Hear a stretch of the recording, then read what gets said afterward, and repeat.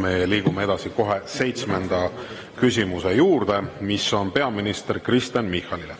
Küsib Riigikogu liige Mart Helme ja teemaks on julgeolek. Mart Helme, palun. Aitäh.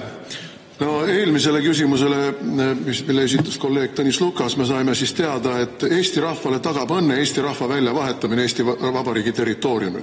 Aitäh, lugupeetud valitsus. Aga ma tulen tagasi tegelikult selle sama teema juurde, mida siin täna juba on käsitletud, ehk siis Eesti sõjaväelaste saatmine Ukrainasse, võimalik saatmine Ukrainasse. Ja muidugi ma pean ütlema, et ei ole mõtet hämada, lugupeetud Kristen Michal, sellega, kas need on elukutselised või on nad ajateenijad, keda me saadame Ukrainasse. Need sõdurid esindavad seal Eesti Vabariiki.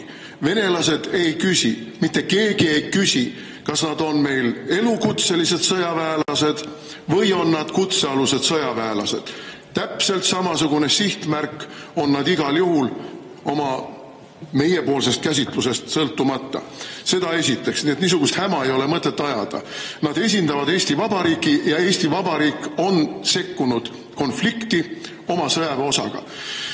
Ja nüüd minu küsimus on, kuna kõik siin on teatanud, et peale Balti riikide, et nemad oma sõdureid sinna ei saada, siis minu küsimus on, et siiani meie sõjaväelased missioonidel on olnud oma üksusega mõne teise suurema ja võimekama üksuse koosseisus ja see teine riik on taganud meie üksusele kõik vajaliku, alates laskemoonast, lõpetades arstiabiga ja kõik operatiivotsused kaasa arvatud tulevad siis nii-öelda katusriigi staabist. Missugune saab olema selle Eesti kontingendi katusriik, kui meil ei ole tänasel päeval veel teada, missugused riigid üldse on valmis minema Ukrainasse ja kas ka Vene pool aktsepteerib seda, et nad on seal rahuvalvajad või käsitleb Vene pool neid hea tahte koalitsiooni üksusi legitiimsete sihtmärkidena, kellede puhul võetakse kasutusele kõik nende neutraliseerimise ja hävitamise vahendid. Et kes on see katusriik? Nüüd on küll teie aeg. On see Suurbritannia, on see Prantsusmaa, on see veel keegi kolmas, neljas? On teil juba see ka selge või on teil ainult kohvipaksu pealt praegu arvamised? Aitäh! Aitäh! Enne kui te vastate, härra peaminister, et head kolleegid, et küsimuseks ja küsimuse esitamiseks on ette nähtud 2 minutit. Aga härra peaminister, palun. Ja, aitäh, ja Riigikogu esimees ja küsija. Et mitu asja. Ma enne juba teie kolleegidele siin ka vastasin, aga kordan üle. Eesti osaleb erinevatel rahvusvahelistel sõjalistel operatsioonidel ja eesmärk on tugevdada liitlassuhteid strateegiliste liitlastega, toetada kaitseväe terviklikku arengut ja panustada rahu ja stabiilsuse tagamisse erinevates maailma konfliktipiirkondades. Näiteks 2025. aastal on operatsioonidel osalemiseks mandaate kuni 128 kaitseväelasel. Reaalselt lähetatakse kuni 116. Et oleks klaar, et me osaleme praegugi kutseliste kaitseväelastega erinevatel rahutagamismissioonidel. Nüüd, tulles Ukraina juurde, ma juba kirjeldasin seda, aga kirjeldan taaskord üle. Erinevate maailma riikide pingutused praegu käivad Ameerika Ühendriikidest, president Trumpist kuni Euroopa liidriteni, Euroopa Liiduni, aga ka väljaspool Euroopa Liitu, et jõuda poliitilise kokkuleppeni, milline võiks olla püsiv ja õiglane rahu Ukrainas. Ja kui selleni on jõutud, samal ajal juba kaitseväed, kaitseväestaabid tegelevad ka võimaliku planeerimisega või tegelevad erineva planeerimisega, kuidas ja millisel viisil Euroopa ja erinevad riigid saavad panustada selle rahu tagamisse, kas siis rahuvalvena, heidutusväena, kuidas iganes me seda nimetame. Ja see täpselt, millisel moel Eesti osaleb, sõltub, millest kokku lepitakse ja kuidas kaitsevägi selle operatsiooni planeerib Eesti poolelt. Sellega tegeleb kaitseväe juhataja ja talle alluvad struktuurid ja mandaadi küsime kindlasti parlamendilt. Lipuriigid, kõik need muud samad detailid selguvad siis selle operatsiooni planeerimise käigus, kas see toimub maismaal, merel, millisel viisil. Täna on välja öeldud, et Eesti oma liitlastega koos on valmis tagama Ukraina tulevikku ja seda, et Ukraina oleks turvaliselt tagatud ja see rahu püsiks. See on meie sõnum. Ja ma liigselt ei hooliks ikkagi endiselt ja tulete sinna juurde, et Venemaa peaks midagi aktsepteerima. Et ma südamest loodan, et Ameerika Ühendriikidel nagu Euroopa Liidul õnnestub Venemaale sundida peale selline rahu, mis sobib eeskätt Euroopa Liidule ja Ameerika Ühendriikidele, mitte tingimata Venemaal. Aitäh! Suur tänu ja Mart Helme, teil on täpsustav küsimus, palun.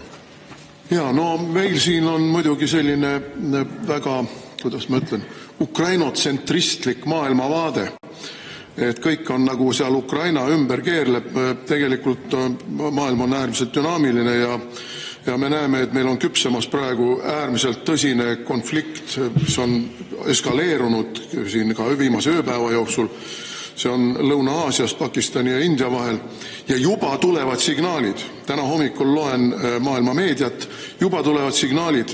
Riigid teatavad, et nad on sunnitud selles väga kiiresti eskaleeruvas olukorras, mis võib üle kasvada tuumasõjaks, sunnitud mõtlema ümber täielikult oma abi ka Ukrainale, relvi, mehi sinna saata selles olukorras, kus puhkeda võib tunduvalt tõsisem konflikt, kui see on praegune Ukraina konflikt, ei saadeta enam.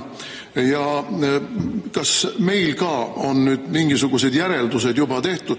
Ma külastasin hiljuti Välisministeeriumi ja ma pean ütlema, et olles selles majas ka tükk aega töötanud, peaaegu 10 aastat, ma pean tunnistama, et meil Välisministeerium on muutunud professionaalse diplomaatia kohast järjekordseks Stratkomi jutupunkte edastavaks propagandaasutuseks.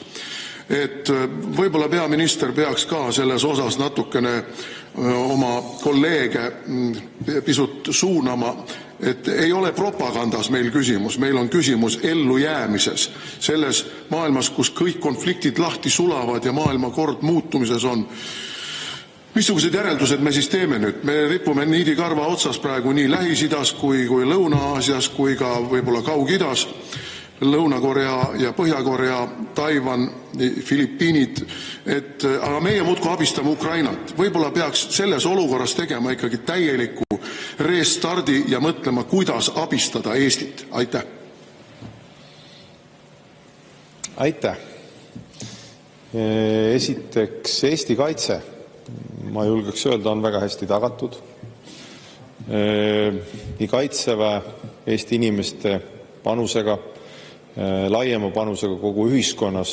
Ütleme nii, et kui me vaatame ka valitsuse otsuseid, siis järgmisest aastast on Eesti kaitseinvesteeringute tase vähemalt 5% SKP-st.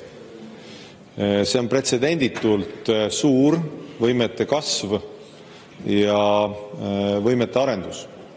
Ja Kaitseväele, kaitsehankijatele on ka sõnum edastatud, et mida saab kiiremini teha, seda tuleb kiiremini teha, kui kuskil on kaitsevaldkonnas, aga ka sisejulgeoleku valdkonnas täiendavaid võimeid vaja, mida tuleb tempokamalt luua, siis seda see valitsus kindlasti toetab ja me oleme samme astunud. Nii et seda esiteks. Täna, kui Venemaa on hõivatud Ukrainas, otsest ohtu ilmselt NATO riikidel, Euroopa Liidu riikidel ei ole. Kui tekib püsiv rahu, loodetavasti ka õiglane rahu, siis Venemaal on ikkagi tänasel hetkel rohkem relvade all mehi, kui oli enne sõda. Ja ilmselt need mehed, kes on sõjast puudutatud, ei lähe tõenäoliselt kehalise kasvatuse õpetajateks, vaid hakkavad otsima endale tegevust üle kogu planeedi. On see siis Euroopas, Aafrikas, Aasias, igal pool mujal. Enne sõda oli selleks näiteks Wagneri palgaarmee ja nii edasi. Nüüd, mis puudutab teie ettekujutust, et maailmas peaks keskenduma ainult ühele asjale, Eesti kindlasti ei keskendu ühele asjale, meie pilk on kogu maailmal, nii palju, kui see on meile jõukohane, aga sama on ka muul maailmal, et ma siiski julgustan jälgima ka uudiseid.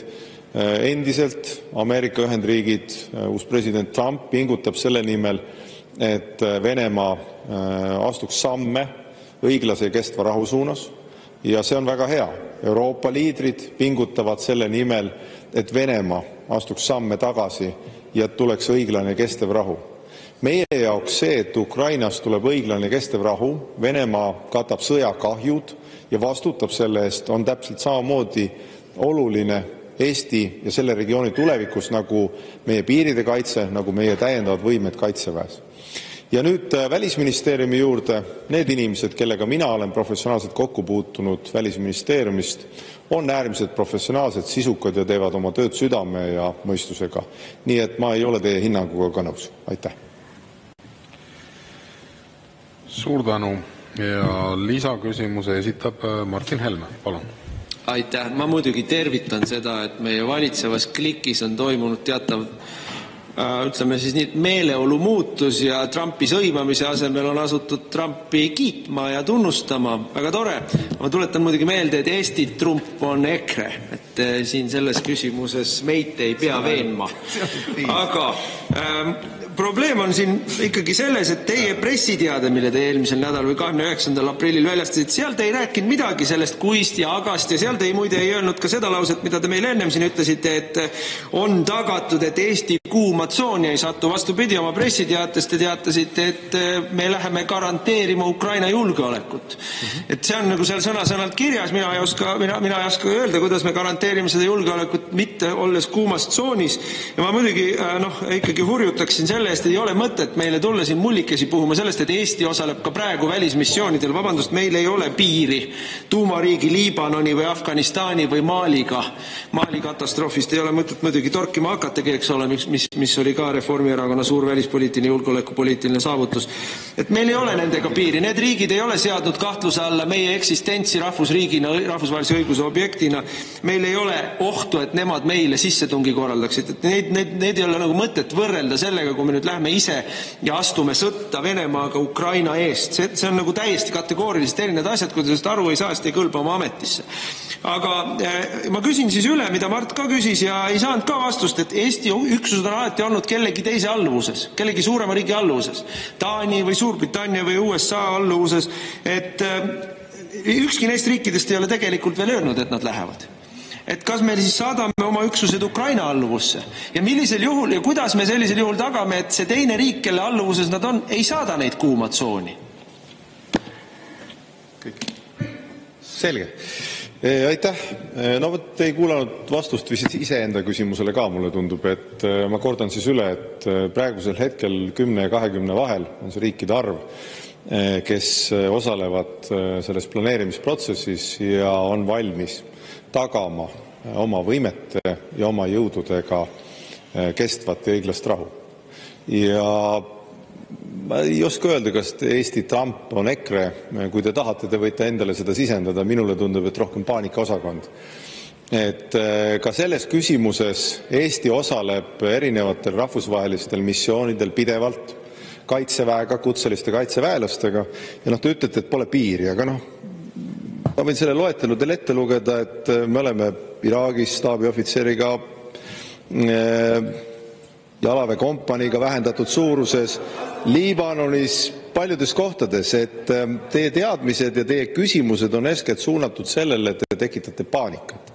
Nüüd kaitseväe planeerimine otsustab selle, millisel viisil, millises lõigus, kuidas me täpselt osaleme ja millise kontingendiga koos, millist missiooni täites. On see maismaal, merel, sellega tegeleb kaitsevägi. Ja kui see hetk kätte jõuab, poliitiline kokkulepe on tehtud, muuhulgas Ameerika Ühendriigi presidendi Trumpi ka survel Venemaale, mille üle mul on hea meel, seda ma ei varja, siis hakkab Euroopa kindlasti osalema ja Ukraina ülesehitamisega tegelema. Nii et ma kutsuks hoopis teid muutma oma seisukohta, et Ukraina ülesehitamine ja tulevik ei ole Euroopa Liidus ja Ukraina konflikt pole meie asi. On väga meie asi ja see, et seal tekiks õiglane püsiv rahu, on väga meie asi. Et Venemaa saaks vastu näppe, on väga meie asi. Suur tänu. Sellega lõpetame tänase 7. küsimuse käsitlemise.